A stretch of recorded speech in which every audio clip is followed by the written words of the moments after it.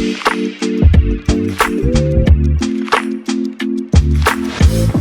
we have our friend Jason Gates from iHeartMedia, who is the VP of Digital Sales, going to be speaking with us about modernized traditional and some other different aspects of how podcasting and OTT and streaming works in the advertising world. So thanks, Jason. We appreciate you being here. And we also have Teddy with us today. Yo. From Mass Inbound, taking part in this awesome conversation. So yeah, we're really interested in learning more about what you guys are doing at iHeartMedia. Thanks for having me. Excited to be here. Awesome.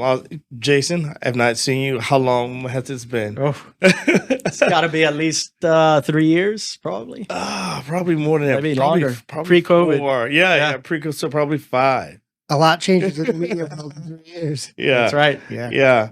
So let's really hop into it. All right. Tell us a little about your past role at Pandora and your current role at iHeartMedia and how you took massive action to get into the leadership position that you're currently in. Yeah, so kind of my journey has been, I'm a University of Miami grad, started Go at, Canes. Yeah, go Canes. Started really straight out of college at Clear Channel. iHeart at the time was Clear Channel. I spent 7 years there selling traditional radio, both on the local side, and then I moved to the national side.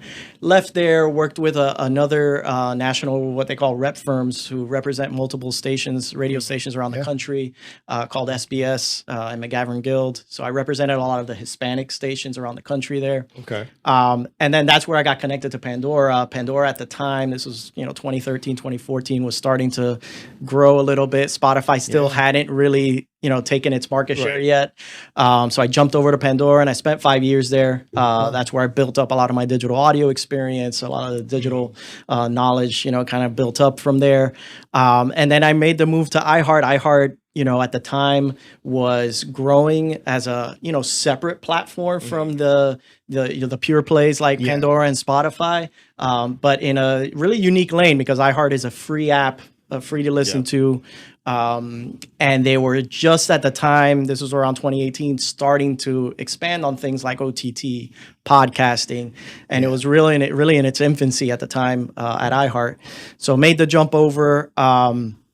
Started out as a digital specialist and eventually right before COVID started, I became the VP of digital sales for Miami, have since grown to cover all of South Florida, so Miami and West Palm as well.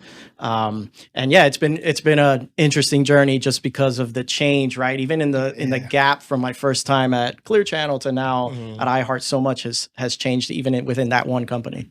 So with Clear Channel is like, what's the power of Clear Channel right now? Like, are they still a really huge player? They spun off. So when iHeart, rebranded, launched the app, they spun off the Clear Channel side. So you still see the out of home billboards is a Clear Channel. It's a different company, but they spun off from iHeart. Yeah. iHeart's been on rapid growth the last couple of years. And then you entered the digital space in your position right before COVID?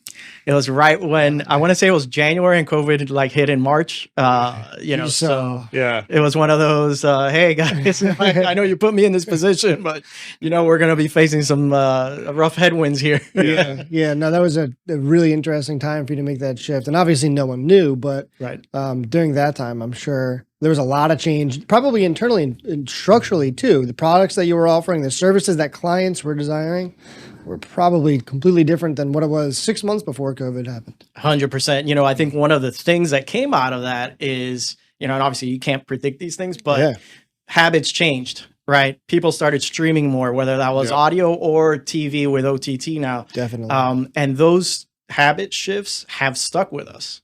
People realize, hey, I don't have to pay $100, $200 a month for my cable subscription. I can sign up, for 3 or 4 different streaming services, whether that's like a combination of Netflix, Pluto, which is free, Tubi, and maybe like Sling if I need to. Pick a couple different channels, and I'm still paying less than what I was paying for cable. Which is huge for OTT. And then on the audio side, same concept where, you can listen to anything you want. And with an app like iHeart, it's free. But even with the Spotifys and Pandoras of the world, Spotify especially really took a big market share there. Yeah, they did. I can assume that at this time that a lot of people at home per se, trying to save money and don't want to spend money on per se Hulu or Netflix, and so they're looking at these free apps. And then we'll get into how like those ads that roll on these free apps. We'll get into all of that, but the whole OTT. well, Yeah, I mean, from our perspective, I think we see those audio channels, Spotify, iHeart, Pandora, those audio channels today are the modernized traditional. And the streaming platforms, Hulu, YouTube TV, Peacock, all of those. I mean, there's a bunch now, even Netflix and HBO and all these other platforms. It's more of the modernized traditional of TV. So it's that shift of what people used to do, the same behaviors in TV and radio, but now in streaming or podcasts. And OTT is one form of that. Can you dive a little bit deeper into OTT and what that is and exactly how it's being used in the world today? Yeah, and OTT is probably like one of the worst acronyms for what it is, Yeah. right? Because essentially it's streaming TV, right? OTT stands for over the top. And the idea when they came up with the acronym was that it was supposed to be over the top of your cable subscription, right? It's okay. supposed to be, content that you're watching in addition to your cable subscription. Obviously, that's evolved with people just cutting the cord completely. Replaced it with anything. Though there are plenty of cord stackers still, there's still people who do both. But ultimately, OTT is essentially anytime you're streaming long form content, meaning like a TV show, movie, something that you're going to sit down and be watching in what would be a traditional TV environment in most cases. Yeah. But you're doing it through a Wi-Fi connection and you're streaming the content. Yeah. Okay. I have a quick story about when I first learned the term OTT. So this is when I was working at Miami-Dade College, and I was managing over $2 million of ad budget. So Mark, one of your colleagues, came to me and said, "Hey, what else can we do?" And I said, "Well, how can I place ads on these apps on our flat screen TVs?" He was like, "Oh, OTT," and I was like, "What is that?" And immediately when he said it, I'm thinking of my great grandmother's house with the big TV. She'll go buy a new TV and put the new TV on top of the old TV, over the top television. So anyway, Literally, right? yeah. It's interesting how it's revolutionized, though. I did not know. I knew what it stood for and things like that. And with younger age brackets, they've kind of transitioned with the OTT style. Streaming was just the behavior that it didn't have to really adapt to it. It was the behavior that they grew up with. Yeah. But for people that, really did watch just traditional TV, it was a shift. But it is interesting that they thought it was going to be more of an add-on than a complete replacement of how people consume TV today.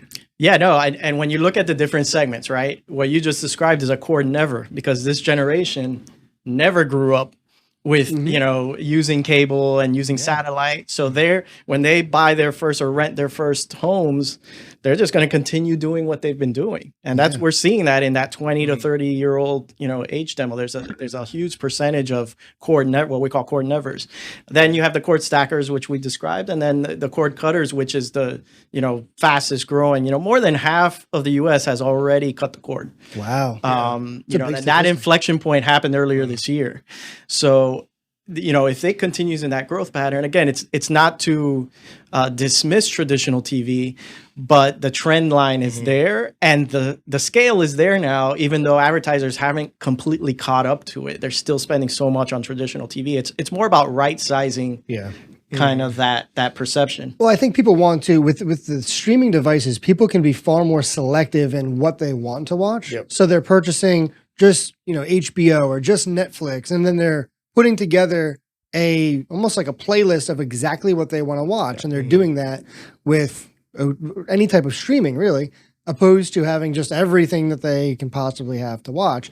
I mean, if you look at it, if you have 1,000 channels with any type of traditional, TV platform, they probably watch the same 15 channels and not much outside of that. Yeah. No, and therein lies the challenge with OTT, where advertisers, I think, have and marketers have had a challenge trying to figure out, okay, how do I make this work? Because OTT is very fragmented because of exactly what you said. Yeah. Those 15 channels might be different for you compared to me, compared to Teddy. Yeah. So it becomes a a real challenge to figure out, how do I cover all of these all these different options, whether that's Pluto, Sling, now Netflix has ad supported, Hulu, every different publisher that I can cover. And within each of those publishers, I could be watching a multitude of different things. Yeah. So therein lies, that's really the challenge. That's what we've really tried to focus on our end. But, it is part of the landscape of OTT where, how do you cover off and make a campaign successful while still reaching those audiences that are all over the place now. Gotcha. Let's talk real quick about demographics. What are some of the demographics of OTT? Yeah, so here's the great thing. In terms of usage, you're definitely looking at that, overall usage, younger age range, right? So you're looking at that 20 to 49-year-old. However, keep in mind, it's digitally delivered when we're talking about an ad campaign. The ads are delivered one-to-one, based on the demographics of that household. So even if you target an older audience, 55 plus, 45 plus, 45 to 64, you're still reaching that household. You're just maybe have less scale in that age range, but you're able to reach them because you're not having any waste there. You're still delivering an impression to that person who we know is, of a certain age range or household income or whatever other targeting categories we want to add to it. And that's where it becomes more efficient than, say, a traditional campaign where it's more about mass reach and more about reaching the masses. So there's all sorts of, it's all about kind of aligning the strategy with that target audience that you're trying to hit. But yeah, I mean, as far as usage, definitely leans younger overall, though the growing segments have been those 45 plus segments, especially as the audience ages in, that 55 plus audience has been using it more as they become 64, 65. Now we're good 5-6 years into it now where people are starting to get more accustomed to using it. They're on fixed incomes a lot of times because a lot of them are starting to retire. Right. It's a much more cost-effective solution to just stream. Yeah. Which is why I want to talk about that, because when I think about it, who's paying in the household? So we're talking about boomers, Gen X, or is it Gen Y? Gen X, Gen Z. Based on, because you have to be in the app for these ads to appear.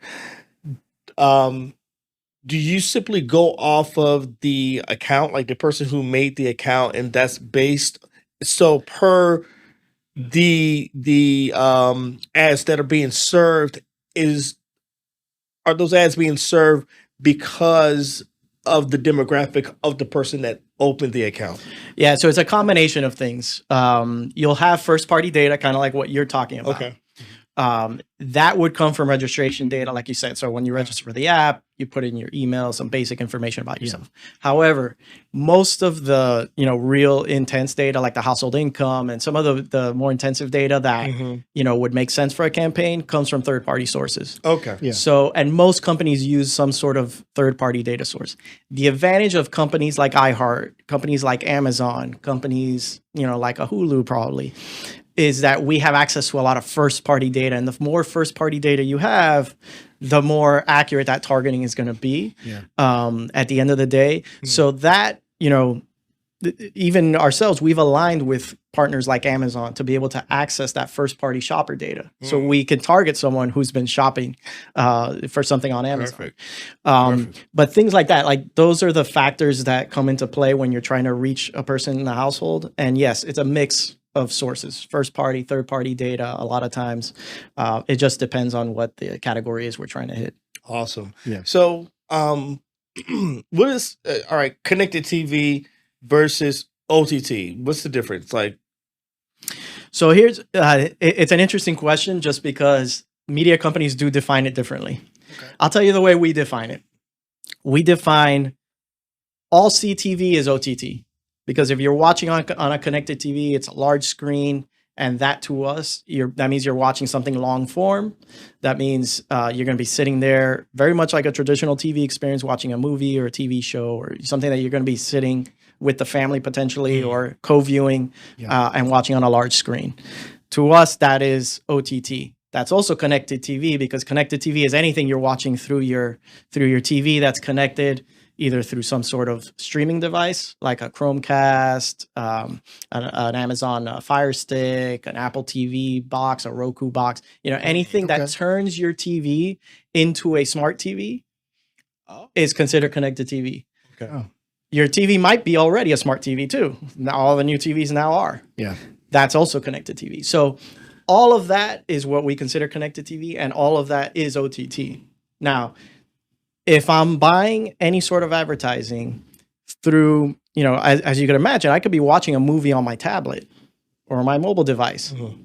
There is some subsection of OTT that falls on those devices as well. So not all OTT in our minds is connected TV, can be connected TV, but the idea behind it is to give you the option, give the advertiser the option to say, hey, I want my whole campaign to run connected TV. Or if it makes sense, I want to run on other devices too, because I want to hit people on the move or, people who are spending time on their phones or tablets. So it's a loaded question, but yes, connected TV is for the most part OTT. OTT is they're synonymous, but in some cases, OTT can be on other devices outside of connected TV. I think that's really important. You made a really good point with talking about how someone consumes content on their TV, but then let's say they're on the go. They're going from their TV and then they're going to hop on a flight. So if they go from watching something on TV, they're in their car, now they're streaming something on their mobile device, Spotify, YouTube, anything like that. Now they're kind of in a I would say more of a streaming of audio type of content. And then they go on a plane and they're watching something on a tablet. How can you move from device to device? Because I would say that it is more than likely that a lot of users are multi-device people at this point. They have multiple devices that they consume content on.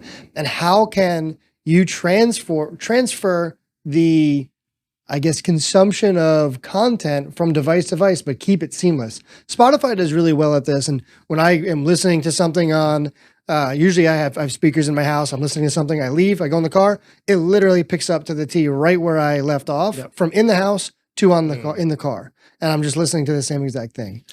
Yeah. And you hit the nail on the head. The key nowadays is to have a multi-layered plan, campaign,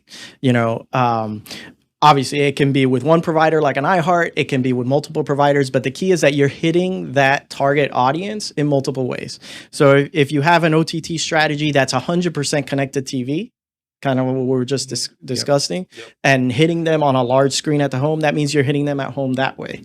If you're hitting them with an audio campaign that reaches them on smart speakers at home, then you're hitting them that way. If you want to hit them in the car, that's the point where you want to have that streaming audio component that's more mobile based, because most streaming audio listening happens mobilely, basically split between mobile and the smart speakers at home. Yeah. So you're hitting them there. Then you continue your OTT campaign and layer in a small percentage potentially of other devices outside of connected TV. And that's where you can hit them on the plane and the tablet. So the idea is really matching it to the client's KPIs and who they're trying to reach, because maybe it's not a traveler, but if it is a travel intender or someone a business traveler perhaps, that exact scenario is exactly how we want to hit them. Yeah. It could be a different audience though. So really dependent on audience is how we layer these campaigns, but having multiple layers, and then obviously the foundational stuff such as search, social, all of those different layers that you guys help clients with, that is key to having a successful campaign. Yeah, and that's what we've been focusing on mostly at Mass Inbound, which is not only bring an advertising campaign from device to device, but bring it from device to device with platform to platform. So now if the person is consuming content on Facebook or Instagram, or they're searching something on search, Google, YouTube, then they're also seeing that content, whether it's a display ad or it's an ad that's hitting them because of a retargeting campaign. And then when they go and watch or consume content in an audio or video fashion, they're then being hit with that content there, so that the advertising campaign lives across anywhere that they can be consuming content in any way, shape, or form. Yeah, and that multi-touch attribution has expanded and grown light years, even just in the last 2 or 3 years. Yeah. So being able to not just have those campaigns, but being able to show that attribution across the board is key. And it's something that is available now. That is something that exists now. We've moved from that last touch attribution, if they didn't click through, how do I know what happened? We've moved beyond that. Which was always my issue. Well, not issue, but kind of like my huge concern. Like, I'm like, how can I really like understand that the numbers are coming from here or here? I always had issues with the companion banners. I'm like, why aren't people hitting the companion banners? Why aren't more people getting to the landing page? Yeah. And so for anyone in the audience who doesn't know, so the companion banners were something in streaming audio where a lot of companies still use it, but a companion banner essentially is a display banner that pops up while you're listening to, your music or whatnot. But as you can imagine, when the ad plays in that environment, a lot of times people are listening on their smart speakers. There's nothing to click on a smart speaker. They may be listening in their cars and driving, and so they can't get to a banner. Or the product is just not something that's going to make me react that quickly. We're not robots at the end of the day. We may think about a purchase, or it may not be an immediate decision for us, and we want to search or do our research about it later, which is most of our products and advertisers that we work with. So in those cases, you were losing that attribution because there was nothing for them to really act on, or that, because of the environment and the experience, wasn't something that we're going to act on. And the same is true for OTT. Certainly on a connected TV, if you're watching on the large screen, there's things like QR codes that we can activate on and certainly give us some information.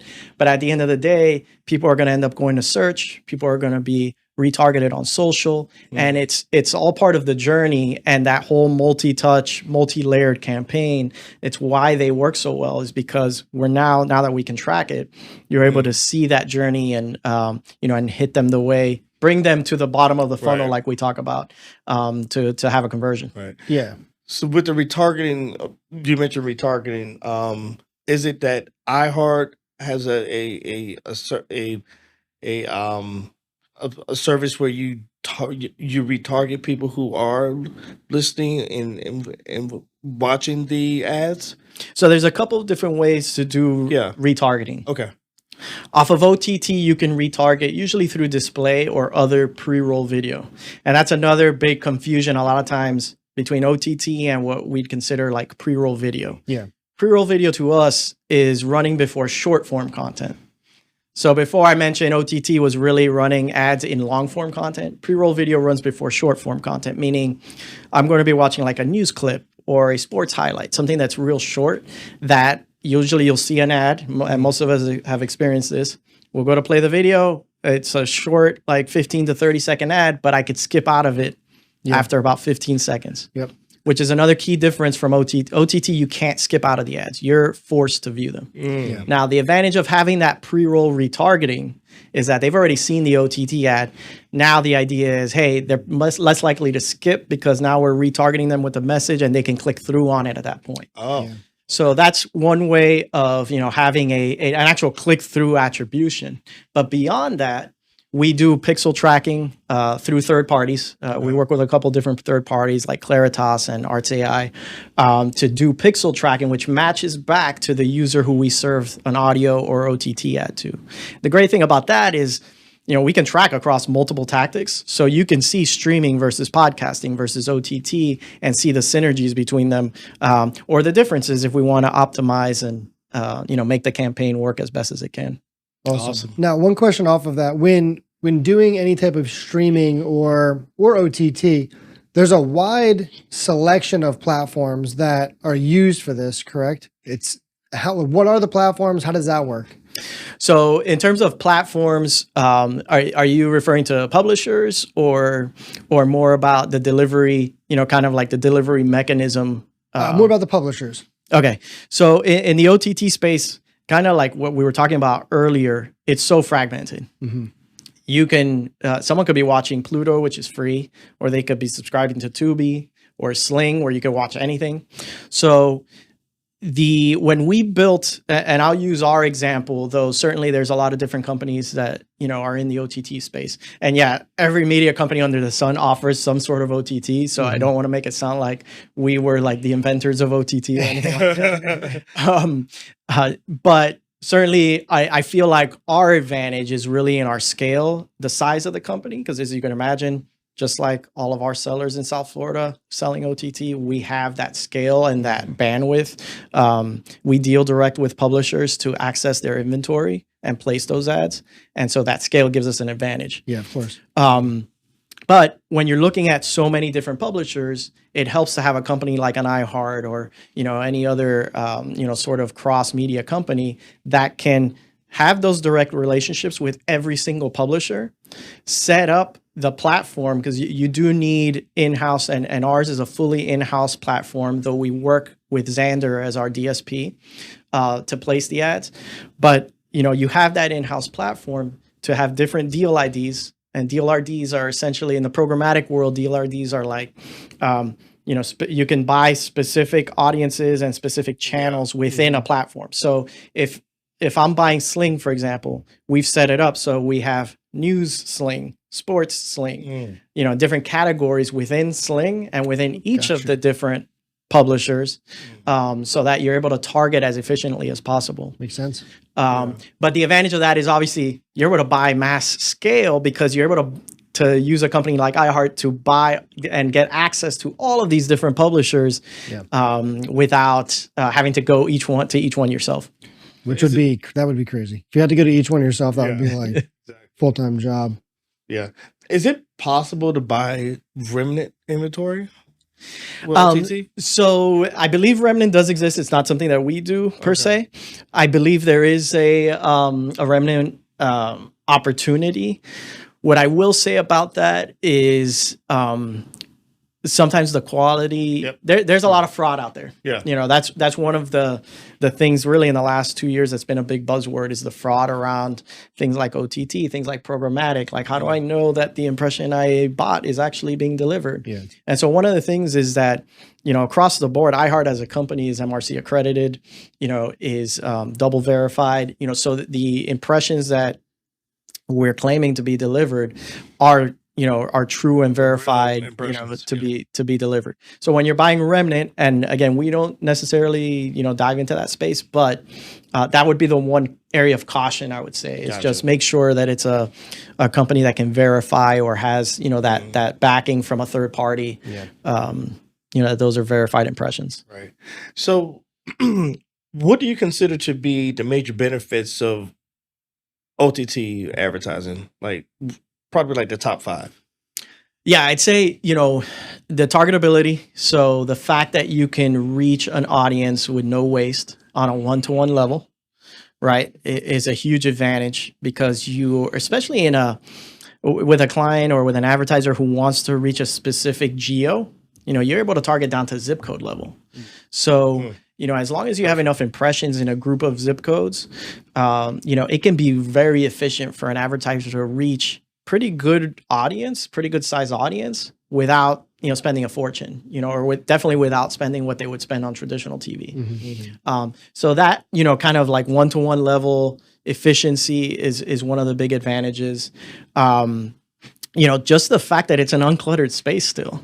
I think when we first started talking, we talked about how OTT, while the usage is close to half of the US, the ad spend is not half of the ad spend on TV. It's traditional still gets the lion's share of the ad spend. Interesting. And so when you think of that, difference in spend, there's an opportunity for advertisers to take advantage of a space where the audience exists, and and really take a mind share away from other advertisers who are stuck on traditional. Wow, that is a big opportunity. Yeah, definitely. One thing you just said though, traditional, just so that for anyone that doesn't know how traditional targeting works, you're usually honing down to at minimum a DMA, correct? So now your DMA, which could be a lot of zip codes in some cases, depends on the nature of the environment where it is around the country, but DMA is you're as low as you can get with simplified demographic or geographical targeting. but a zip code is a piece of a DMA. So you can get far more granular with OTT than you can with any type of traditional. Absolutely, yeah. And I'd say the closest comparison would be like cable, in some instances, because cable can go into their zones, but even then they can't go into individual zip codes. It's still restricted to the zone you're in. So, a lot of times this is like the next step. So, there's traditional TV. A lot of our advertisers, started off on cable and then realized like, hey, I need another partner, to really dive into the OTT space. The other thing with traditional and cable TV advertisers, they all offer OTT now. So that's, one of the things that, we come up against all the time. And, at least from our perspective, being agnostic in the TV space is an advantage. Why? Because of that dichotomy and that diverse number of publishers that exist in our minds. It's better to not have any like pure relationships that you feel beholden to than to have to be an NBC Universal that, hey, I'm going to run most of my stuff on Peacock or, run on one publisher. People are watching across the board, and you restrict your scale when you start running just on one publisher in the OTT space. Definitely. Are there any other aspects of targeting that you would like to highlight that OTT has the ability to do that maybe traditional methods do not? Yeah, so you can dive into audience segments, things like household income, things like travel intenders, skincare, beauty enthusiasts. One of the other interesting developments in the last year or so for us has been the ability to use location data too. Okay. So in most third-party data that exists, you're basing that data off of people's digital footprint. So where I've been online, where I've been shopping online, et cetera, right? That all that data is accessible through third-party sources. Yeah. In location data, you're basing the data on their real-world behaviors. So if I'm going to the gym every day, I'm a gym goer because I can see your traffic pattern, your location pattern. If I'm going to McDonald's and Burger King, multiple times a week, I'm a fast foodie. So there's certain inferences you can make from the location data and then serve them an ad on OTT when they get home. And so that's a different type of data. Obviously, it's not, the location data with a lot of privacy restrictions now can be, less available, but it's certainly another neat way of targeting that exists through OTT.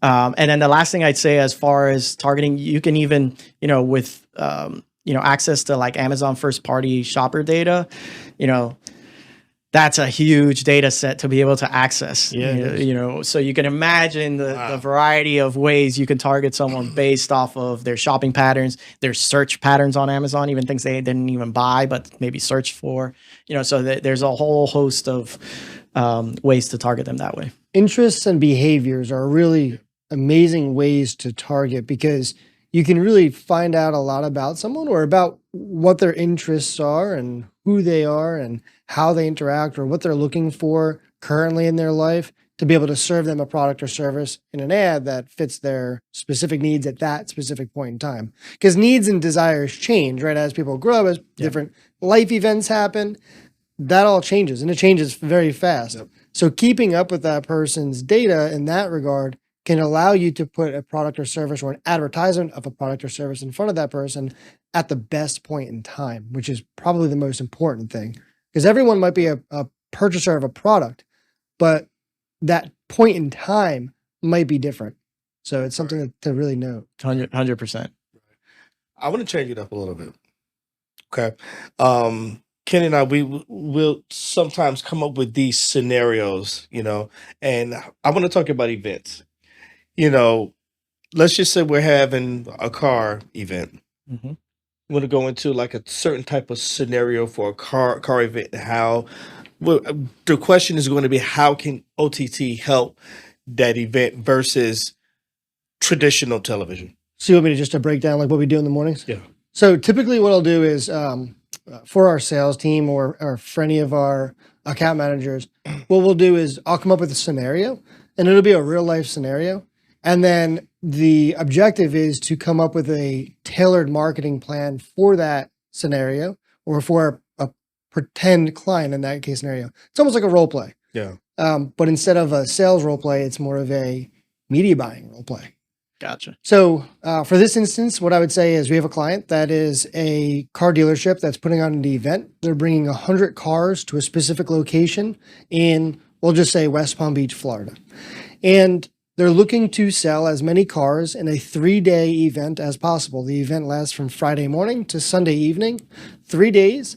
It's a sales event, big promotions, big discounts.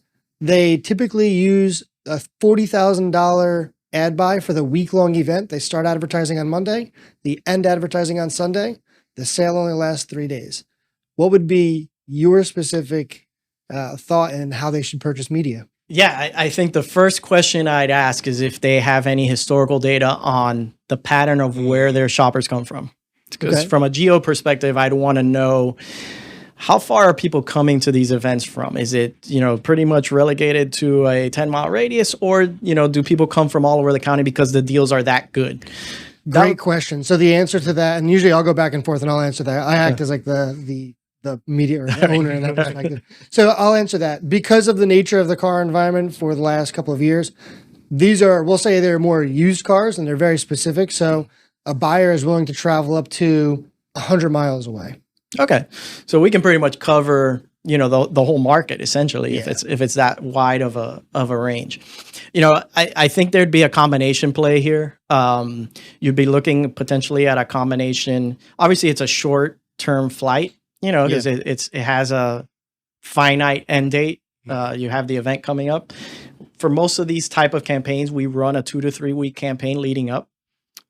Really push it hard, and run across multiple tactics again. So I'd say a combination of audio, OTT with that visual of where the event is, maybe highlight some of the most popular, models, depending on, I'm not sure how the partnerships work as far as which dealers will participate and which brands, but anything you can highlight in terms of, the space and the selection, right? Getting people feeling good about like, hey, I can probably get a really good deal at this, at this sale. But using a combination of audio, OTT, some of your lower funnel tactics that you guys probably already do with search, social, we do have, there's some interesting tactics we use for car dealers. And this is probably going off topic a little, but we do have some interesting tactics for car dealers. One is called XVIN, where it can target users based on specific VIN numbers that a car dealer may have available, based on their search. So if they're searching for a Chevy Malibu, and there's a particular dealer in our network that has identified a used Chevy Malibu in their lot, we can then target them with ads. Nice. A combination of social, display, etc. Now that's a more of an individual car dealer scenario. It sounds like this is more an event maybe where multiple car dealers participate, or is it just one dealer, you think?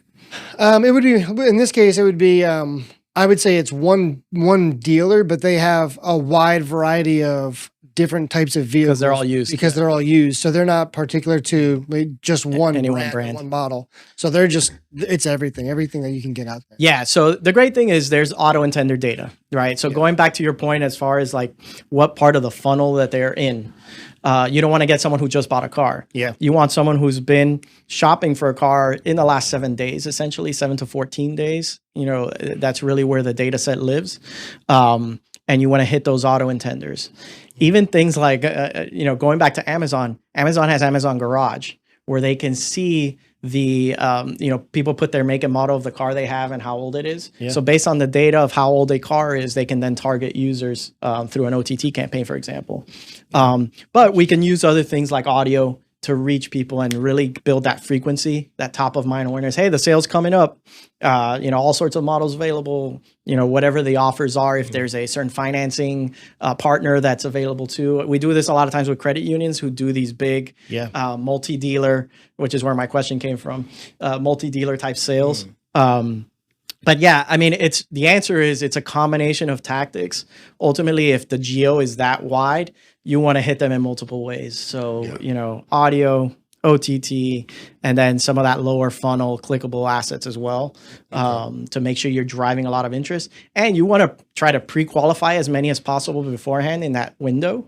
So if you have a financing partner. We can lead them to a form fill. There's a lot of data collection that can happen, because at the end of the day, you don't know if the event, and we've had this happen, the event comes and it's, living down here in South Florida, it can rain at the drop of a dime and it's a washout, but they have all this data to go and follow up with the, people who have maybe they couldn't make it out to the event, but they ended up filling out a form or filling out info leading up to it.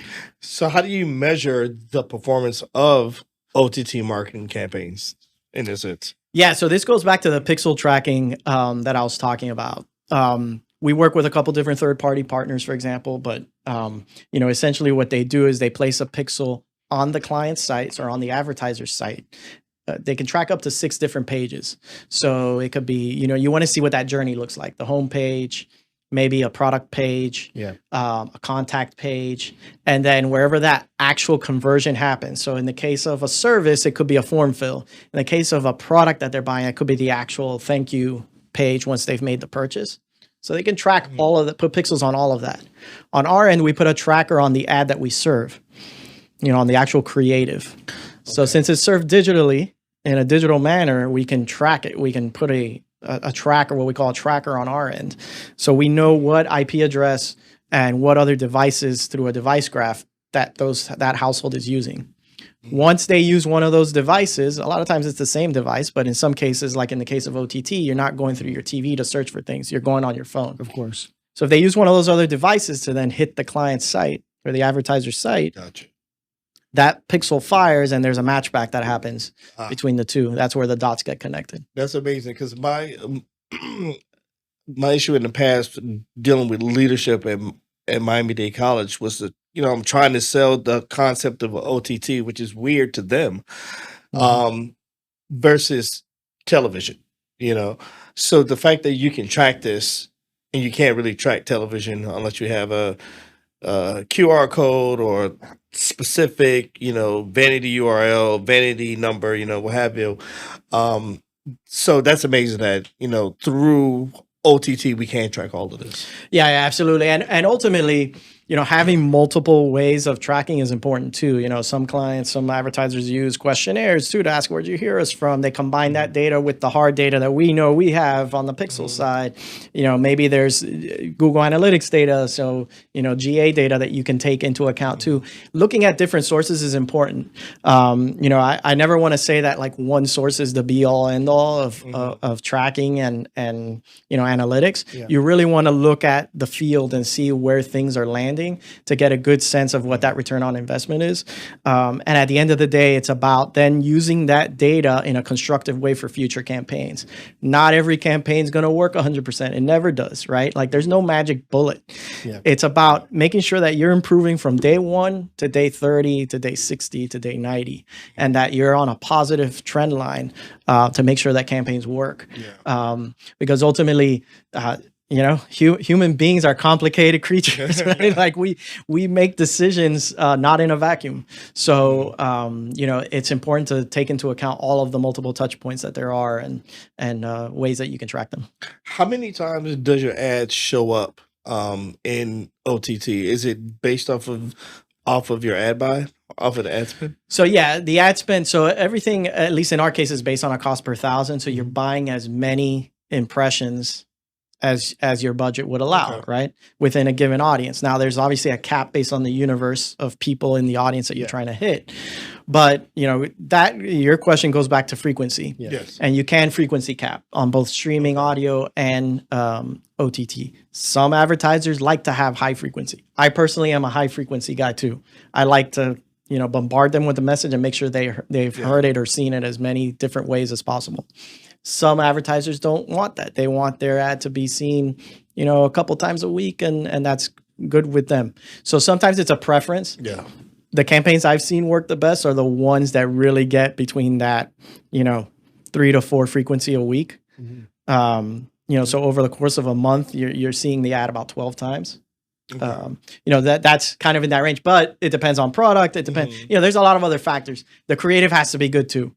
Okay. Creative is so important. It's a factor that we, a lot of times in strategy, we sometimes like put it off to the side, But if you can have the best strategy in the world, if your creative is not resonate with the audience, does not have the right call to action or the right directive to hold the user's hand on what to do, it's not going to work.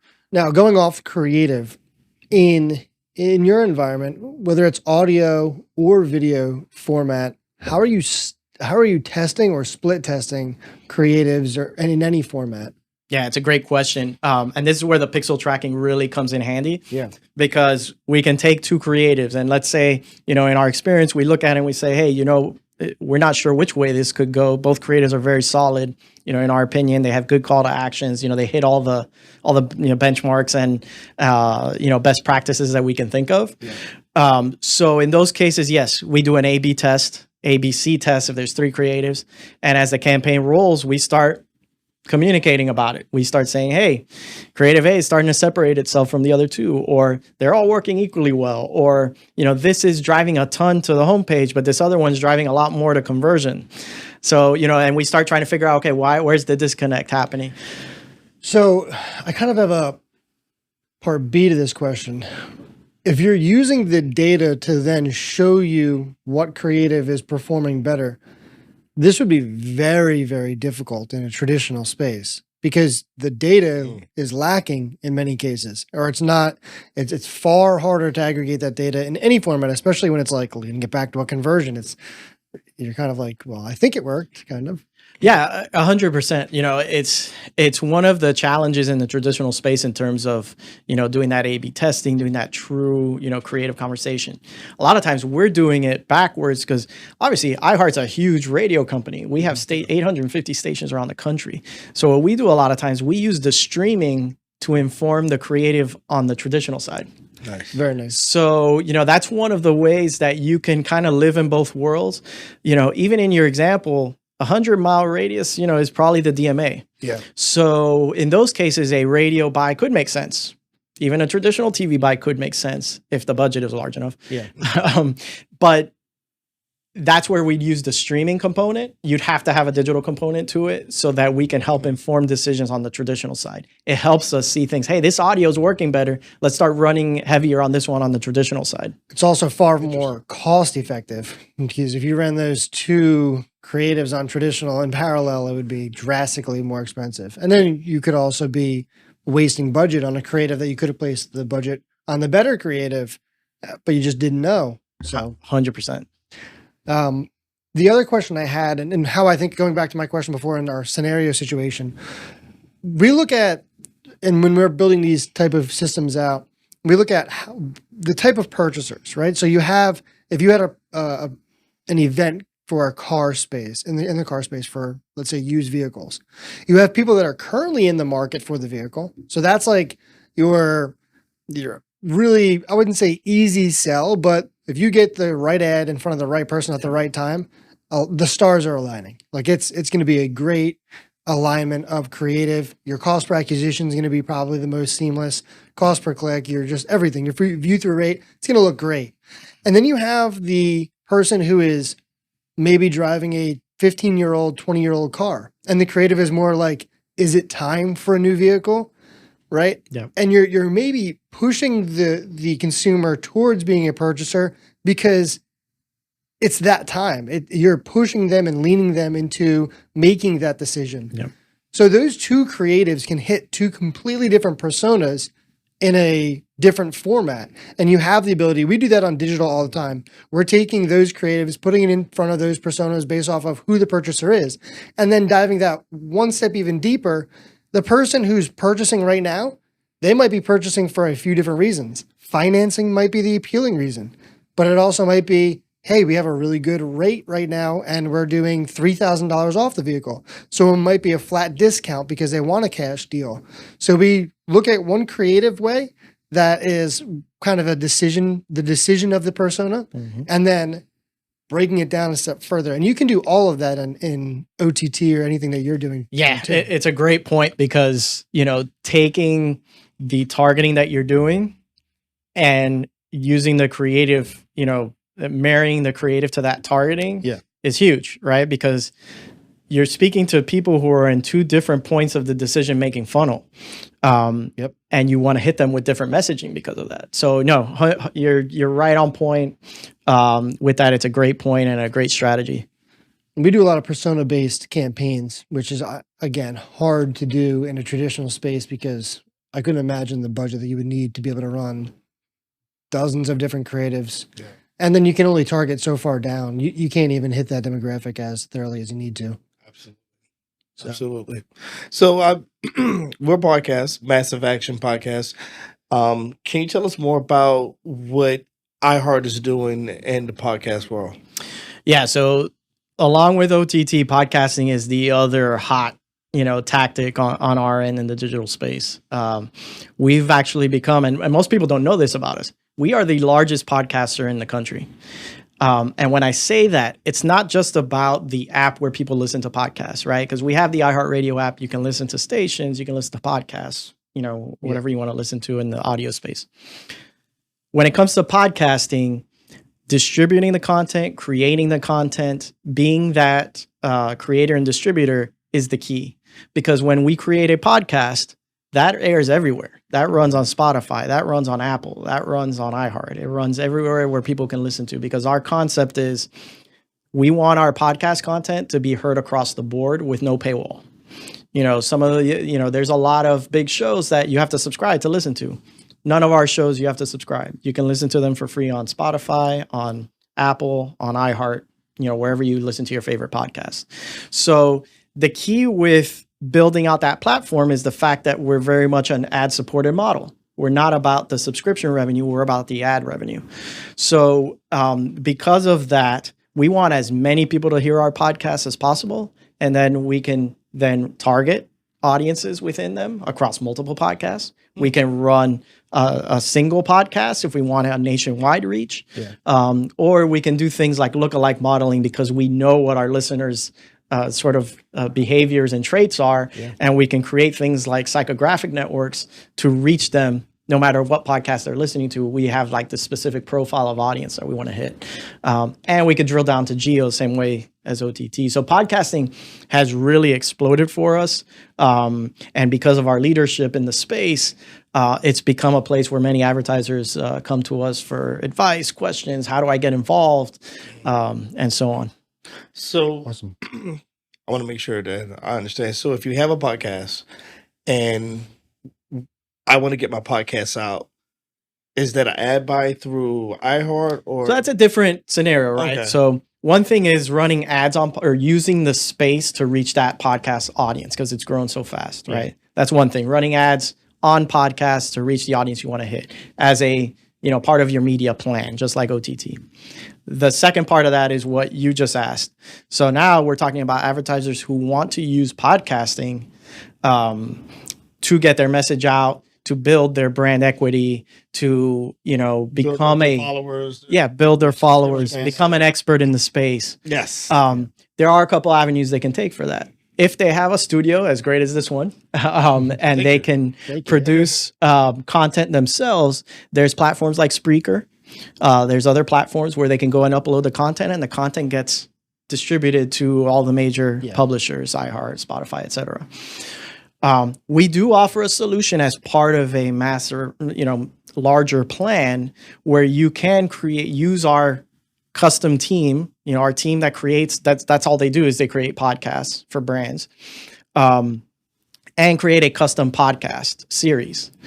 We do have opportunities for that. It's just within the overall plan, because as you can imagine, once you create the podcast, the only way people know about it is if you talk to them about it, you spread it to your followers, you advertise it, you let people know like, hey, this podcast exists. You can listen to it on Apple, Spotify, wherever you listen to your favorite podcast. Yeah.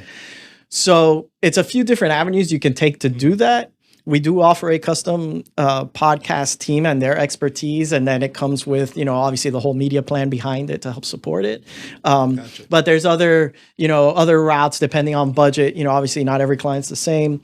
To go through Spreaker and go through other avenues to upload the content and then, promote it as you see fit. Within what you can handle.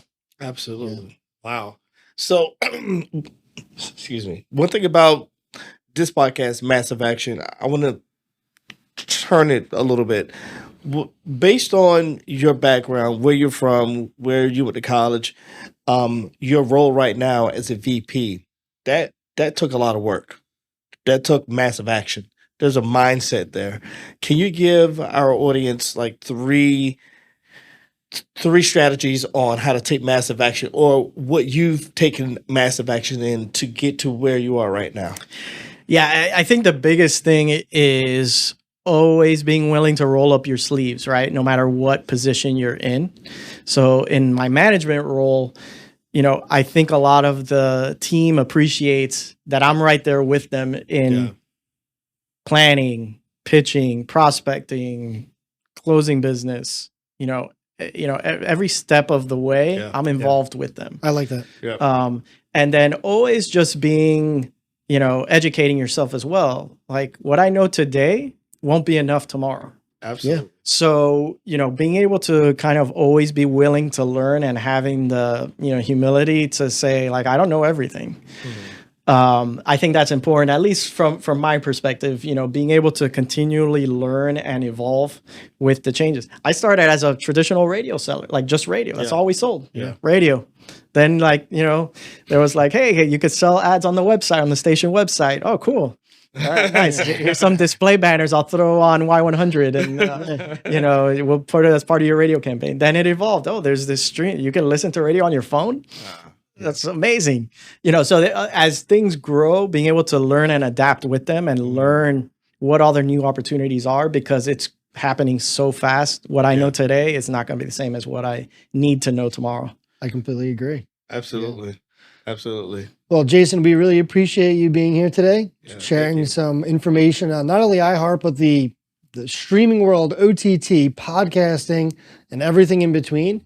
We really appreciate you coming on and chatting with us about that and sharing some insight on how the world works in OTT. Absolutely. Thanks for having me. Thank you. And pretty sure we'll have you back again. I'm looking forward to it. All right. Take massive action, everybody. Yep.